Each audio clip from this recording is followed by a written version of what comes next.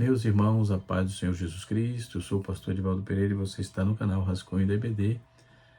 Olha nós aqui de novo, depois de alguns meses sem gravar, estava com problemas técnicos, mas já está sanado, acredito, né? E nessa oportunidade, nesse retorno, nós vamos tratar sobre a vontade, tá? Estamos nesse trimestre, último trimestre, está tratando da antropologia, né?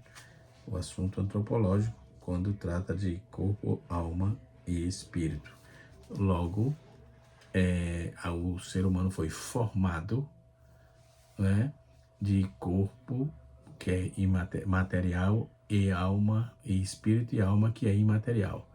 Então, dois princípios para formar uma unidade viva.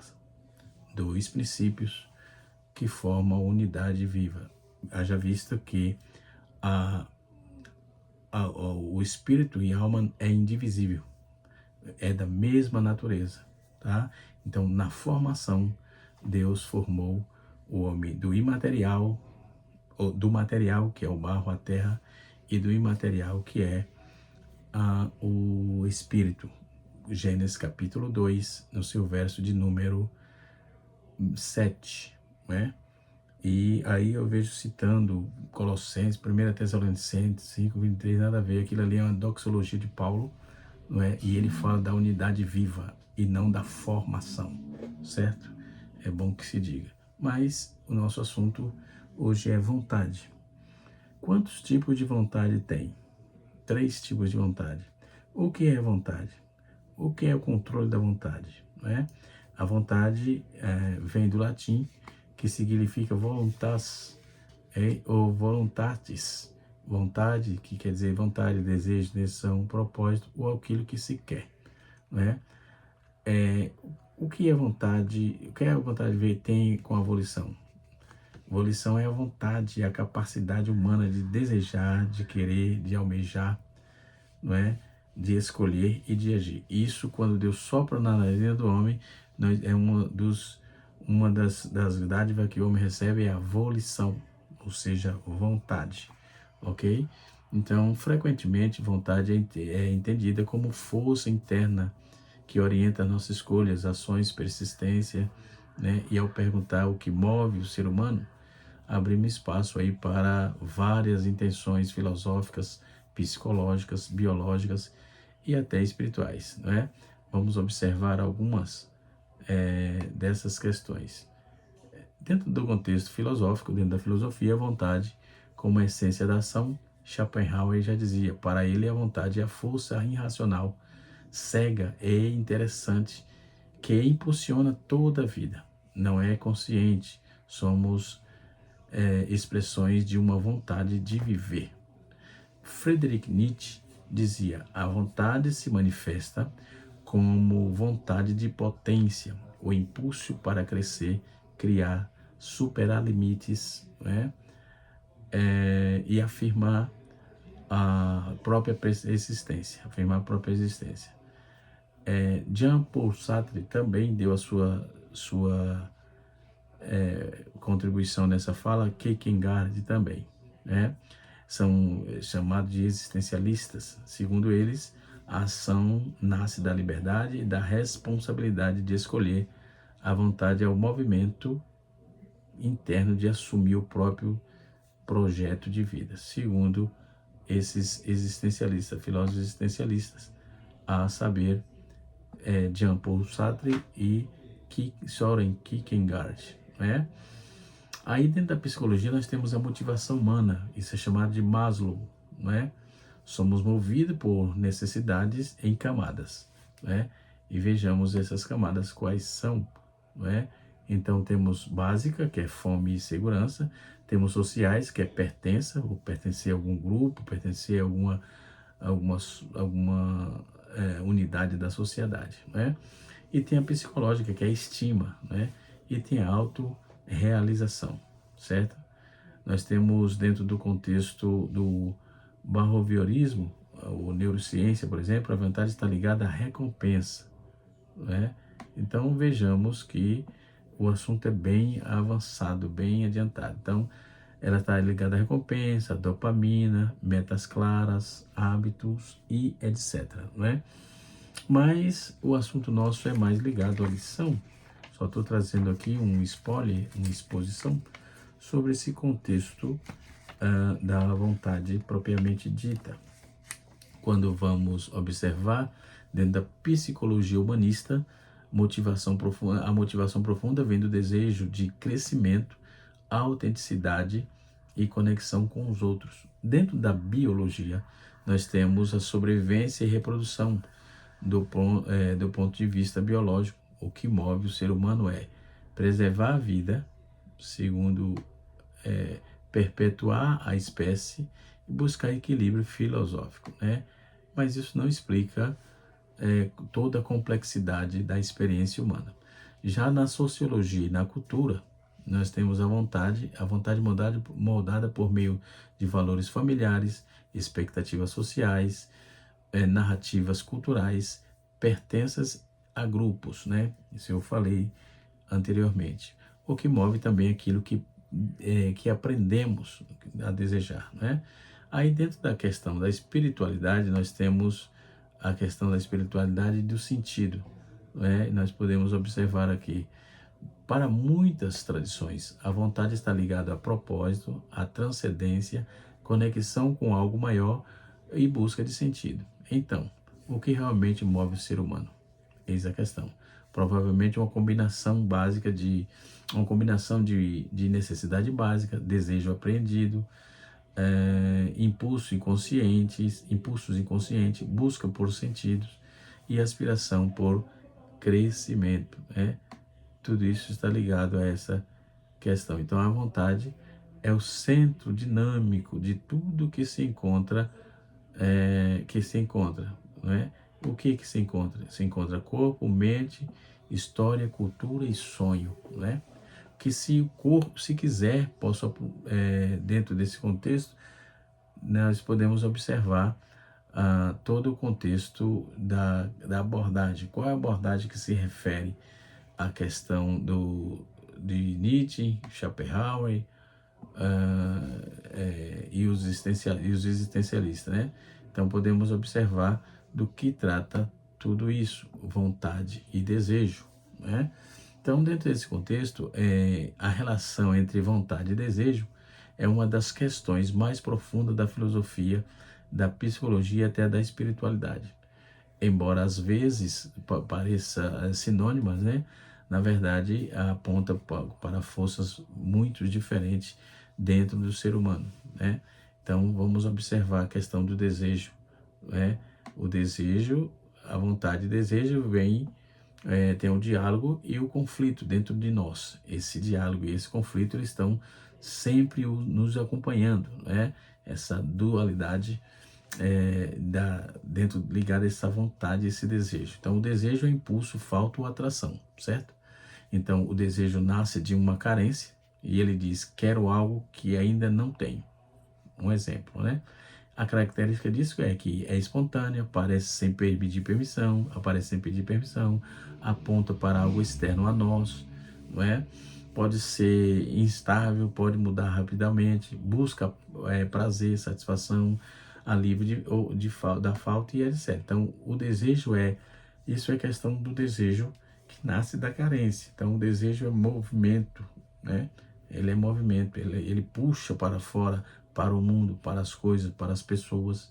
Então, para Schopenhauer, por exemplo, ele dizia que o desejo é justamente a raiz do sofrimento. Desejar é estar em permanente inquietação, segundo Schopenhauer, né? Então, vejamos, a vontade que é decisão, direção e força. Então, a vontade é diferente, né? É diferente. Por quê? Ela não é impulso espontâneo. É uma escolha, uma orientação, né?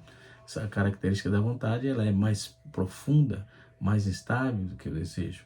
Envolve consciência, intenção, responsabilidade, né?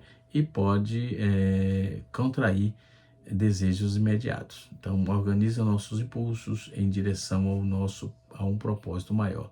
Se o desejo é o fogo, a vontade é o piloto, certo? Segundo Nietzsche, que dizia que a vontade é a força que afirma a vida, que cria o caminho, que transforma impulsos dispersos em afirmação de potência. Segundo o Friedrich Nietzsche, ok? E como os dois, vontade e desejo, se relacionam? Vamos observar? Então vejamos, né? A relação não é o desejo, a relação não é de oposição absoluta, mas de negociação. Por exemplo, desejo pode acender a vontade, um desejo de mudança que vira a vontade de transformar a vida. A vontade pode disciplinar o desejo, a vontade de saúde que domina o desejo dos excessos. Às vezes, o desejo quer algo que a vontade recusa, né? Então, o desejo momentâneo versus vontade profunda, entendeu? Outras vezes, a vontade da linha de desejo se alinha ao desejo e aí surge uma energia enorme quando queremos e desejamos ao mesmo tempo. Então, quando desejo e vontade se unem, o ser humano se torna intenso e coerente, ok? Dentro da nossa revista, eu fiz aqui algumas anotações e eu quero trazê-los a uma observância, né? Então, eu trabalhei a última sobre essa questão sobre evolução, vontade e capacidade humana de desejar, querer, escolher e agir, né? E também nós temos aí o processo. A vontade se processa dentro do sujeito, isso é, a vontade é interna e não é disparada, né? Moldada, mas ela não a vontade processa dentro do sujeito, mas ela é disparada, moldada, é influenciada por fatores externos, né? Então, tem a vontade positiva. Nós podemos citar aqui uma passagem, por exemplo, que fala de uma vontade positiva, que é quando Davi teve vontade de tomar água de Belém, 2 Samuel capítulo 23, versículo 15 a 17, né? E temos uma outra também de Davi negativa, entendeu? Vontade positiva e vontade negativa. Qual a vontade negativa? 2 Samuel capítulo de número 11, o seu verso 2 a 4, que tem aquele problema de Davi com Batseba, né? E nós temos aí as três formas de vontade, ou três modos de vontade. A vontade consciente, que é deliberada, a vontade com o ato consciente, que depende da atenção e de decisão, né? E tem para falar disso, nós temos Marcos capítulo 6, versículo 17 e até o 19, versículo 22 a 24, que vai tratar daquela questão de Herodia, né? Que ela estava consciente que estava querendo destruir a vida de João e ela disse que desejava isso, que tinha vontade de ver a cabeça de João em uma bandeja, não é? Esse é um exemplo clássico dessa questão, dessa vontade deliberada, né? Consciente e deliberada. Nós temos também a vontade emocional, que é a vontade impulsiva, é a força motivacional rápida e irracional também, é impulsiva. Então, nós vamos ver um problema dentro disso, naquela questão de Aminon, né, que desejou Tamar, em 2 Samuel, capítulo número 13, versículo 2, versículo 14, versículo 15, né, que fala é uma vontade totalmente motivacional, aliás, uma vontade impulsiva, né, movida por emoção, né, e assim sucessivamente. Nós sabemos a história que depois que ele consumou o ato, ele teve nojo dela, enfim, desprezou, um negócio assim deprimente, né. E depois nós temos a vontade automática, que é aquela habitual, que todos nós temos, e a vontade que automática, ela surge do aprendizado. Você aprendeu e você tem desejo. Por exemplo, quem gosta de dirigir, aprende a dirigir e não quer parar de dirigir, gosta de dirigir. Um exemplo, né? E outros afazeres que aprendemos e gostamos de fazer. A exemplo disso, nós podemos citar os recabitas aqui, né, de Jeremias, capítulo número 35, versículo 5 até o versículo 10, né? Depois temos outro tipo de vontade, que é a vontade o controle da vontade, né? Os modos como opera, né? O homem carnal, primeiro, que é a natureza pecaminosa, que é a influência interna. Nós vamos ver isso em Romanos capítulo 7, versículo 21 a 23. Nós temos a natureza pecaminosa, temos o diabo, que é a influência externa, e isso vamos ver Efésios capítulo número 2, versículo 2, 3, e João capítulo 13, versículo número 2. E também o homem espiritual, isso é a natureza pecaminosa, influencia o externo. Então o Espírito Santo influencia a parte externa, então não temos desculpa para o pecado, né? Dentro desse contexto, podemos observar de forma abrangente essas questões. Dentro da psicologia, nós temos desejo como emoção e vontade como função executiva, não é? Então, a psicologia moderna traduz tudo isso assim. O desejo nasce do sistema emocional, que é dopamina, recompensa, impulso, e a vontade envolve o córtex pré-frontal, planejamento, controle e propósito. Então, o desejo diz, agora, a vontade diz, vale a pena? Ela pergunta, né? Então, observemos que interessante, né? Espiritualmente, o desejo busca por completude fora da lei. A vontade é movimento que nasce de dentro. Por isso, tantas tradições falam em purificar o desejo para torná-los compatível com a vontade profunda, é aquela que está ligada ao propósito. Então, nós observamos que o que move o homem, o ser humano, né? A autoridade da lição diz vontade, é a vontade que move o ser humano, né? Somos movidos por desejo, mas só avançamos de vontade pela vontade. Só avançamos de verdade pela vontade, né? O desejo acende, a vontade direciona e a vida acontece entre os dois, desejo e vontade, ok? Observe que fator interessante, né? Então, observe que coisa interessante. Depois, na leitura bíblica clássica, nós temos Gálatas, capítulo número 5, no seu versículo 16 a 21, e em Gálatas, Paulo apresenta, né? Tem até um comentário bem sintetizado aqui, de Gálatas, aqui, ó, né? Do Hernandes Dias Lopes, ele é bem sintetizado sobre essa demanda, né? E nós podemos observar que no capítulo 5, né, Paulo apresenta uma das descrições mais fortes da tensão entre vontade espiritual e o desejo carnal, né? Então esse contraponto, essa tensão, aliás, né, que engloba esse tipo de situação, né? Podemos observar, compreendendo as obras da carne, e nós podemos ver de forma clara que, compreendendo esse conflito, há um conflito aqui. Então o apóstolo Paulo identificou dois grandes perigos que atacavam aquela igreja lá em Efésios, lá em Gálatas, né? O primeiro é passar da liberdade para a escravidão. Paulo trabalha isso. Segundo o segundo implica aí a transformar a liberdade em licenciosidade, né? Paulo diz que isso é um perigo. Então Paulo enfatiza a verdadeira liberdade cristã que expressa no autocontrole, ok? Então aí vou destacar aqui 3 pontos importantes. Primeiro, como vencer a batalha interior, né? Paulo diz, porém, andar em espírito, jamais satisfarei a concupiscência da carne. Capítulo número 5, verso 16. A carne representa o que somos por nascimento natural, e o espírito é o que tornamos pelo novo nascimento, certo? Então, é dentro desse fator. Outro ponto importante que podemos trabalhar em cima dessa questão, né? Que é a palavra grega, que é chamada de epitomia, que traduzida é por concupiscência, né?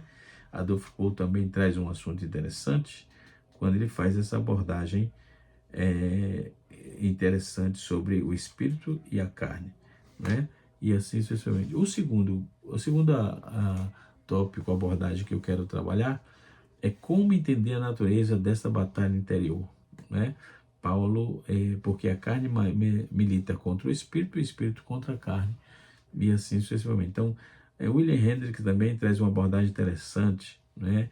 Ele fala sobre esses 3 grupos diferentes de pessoas. Primeiro, o libertino, que não tem esse conflito porque surge as suas inclinações, segue as suas inclinações naturais. Segundo, o legalista, que confia em si mesmo, não consegue vitória nesse conflito, né? Depois nós temos o terceiro o crente, que experimenta o conflito agonizante, mas alcança a vitória, pois o Espírito que nele habita capacita e triunfa. E terceira base aí, terceiro ponto que eu fiz a citação, do 1, 2 e 3, é como viver livre da condenação de preceitos anterior, mas sois guiado pelo Espírito, não estáis sob a lei. Capítulo 5, verso 18, né? Estar sob a lei significa a derrota da escravidão, da maldição, a impotência espiritual, porque a lei não pode salvar. Ponto. Isso é um ponto a ser considerado, né? Depois ele fala do conflito entre a carne e o espírito, que é a questão, o apóstolo fala sobre essas obras da carne, e enfim, e quem não herdarão o reino de Deus. Outras listas de pecado, eles traz aqui um contexto vasto, bastante texto, bastante versículos embasando isso, né?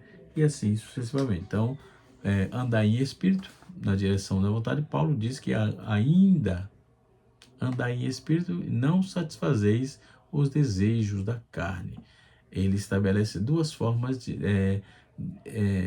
dentro do ser humano. Primeiro, desejo da carne, que é impulso desordenado, voltado para si mesmo, e andar no espírito, que é viver segundo a vontade orientada por Deus. Aqui, andar significa escolher continuamente, não é?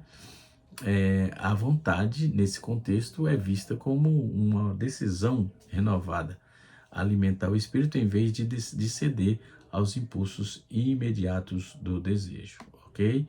Aí Paulo trabalha também a luta contra a carne e o espírito quando ele fala sobre o conflito interno. Então Paulo descreve a carne como desejo, a carne assim, a carne deseja o que é contrário ao espírito, o espírito o que é contrário à carne. Não é uma metáfora moralista, é descrição, é uma batalha de vontade. A carne representa desejos que buscam satisfazer imediata e autonomia absoluta, ego inflado, compulsão e etc. O espírito representa a vontade transformada, né? Alinhada a um propósito mais elevado, fruto da liberdade em Cristo. Então, o conflito está entre a força governa a vontade humana, certo? Entendeu? E Paulo trabalha bem isso sobre essa questão das obras da carne, ok?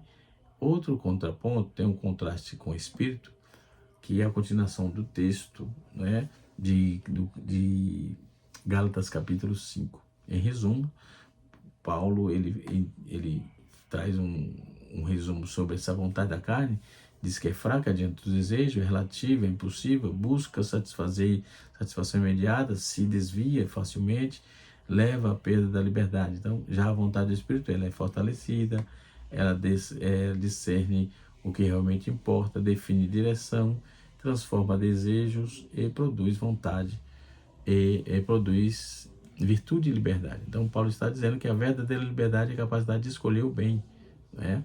Então, essa vontade só é plena quando guiada pelo Espírito, né? E assim sucessivamente, né? Aí, Tiago também trabalha dentro do prisma, com um pouco mais de nuances, mas muito parecido entre a relação de desejo e vontade, as 2 passagens de Tiago, capítulo de número 1, versículo 14 e 15, e Tiago, capítulo 4, versículo 13 a 17, né? Então, vamos observar por parte, né? Eu estou embasado na lição e principalmente na leitura bíblica em classe, ok? Cada um é tentado quando é traído e seduzido pelo seu próprio desejo. E então o desejo, depois de haver concebido, dá luz ao pecado. O pecado, quando consumado, gera a morte. Tiago descreve um processo psicológico e espiritual em etapa, né? Ele trabalha em etapa. Primeiro, o desejo nasce dentro. Tiago, ele não culpa o diabo o mundo em Deus. Pelo contrário, a raiz é o desejo próprio, ou seja, interno. O desejo atrai e seduz. Então, a imagem de pescar, o desejo funciona como uma isca, né? A tentação não é externa, é o desejo interno respondendo ao estímulo, certo? Aí nós temos o desejo de conceber, quando a vontade aceita convite do desejo. A concepção, o pecado ainda não aconteceu, mas a vontade já foi inclinada, né? Então aí o pecado nasce dentro da união entre desejo e vontade. O pecado não é simples desejo, mas também não é apenas vontade, ok? Então é dentro disso que a nossa lição está norteando nesse dia, não é? Diga-se de passagem que o assunto geral da lição é antropologia, certo? Muito bem. Na lição do ano que vem, no primeiro trimestre, vai falar de novo sobre a Trindade, né? Outra vez sobre a Trindade. E assim vai, né? Então, voltando aqui, a vontade e o desejo é a união dos dois. Vontade cede ao desejo. O pecado gera a morte, a imagem de uma progressão inevitável. Desejo, decisão, ação e sequência. Então, aqui vemos Tiago, o grande campo, trabalhando um grande campo de batalha entre o desejo e a vontade. Ok, irmãos? Eu espero poder ter elucidado aí, trazido alguma clareza para o seu aprendizado, tá certo? Quero aproveitar o ensejo aqui e mandar uma saudação de paz a todos os irmãos da Congregação do Jardim das Nações e ao pastor Robson Magalhães, meu amigo, e pastor superintendente do setor da Escola Bíblica Dominical, o pastor John Robson, pastor John, gente que tem a minha consideração e respeito, né? Ainda tratando sobre essa questão de Tiago, Tiago fala sobre a vontade autossuficiente, as pessoas dizendo eu sou, eu vou, eu falei e tal, sem considerar a vontade de Deus. Isso é um perigo. Então o problema não é planejar, mas planejar dentro de que Deus, como Deus trabalha, não como Deus não existe, né? Então tem uma ignorância dentro da fragilidade humana. A vida é névoa, a vontade humana é limitada, pretensões absolutas revelam orgulho, não sabedoria. Então a vontade de Deus a vontade do homem deve ser submetida à vontade de Deus, ok? E assim sucessivamente. Então, quando vamos observar no capítulo 4, por exemplo, versículo 3 a 17, a vontade tenta dominar a vida sem Deus. Isso é um perigo, não pode acontecer na vida de um cristão salvo. Juntando os dois textos, dentro do contexto aqui, Tiago trabalha para o interior humano, né?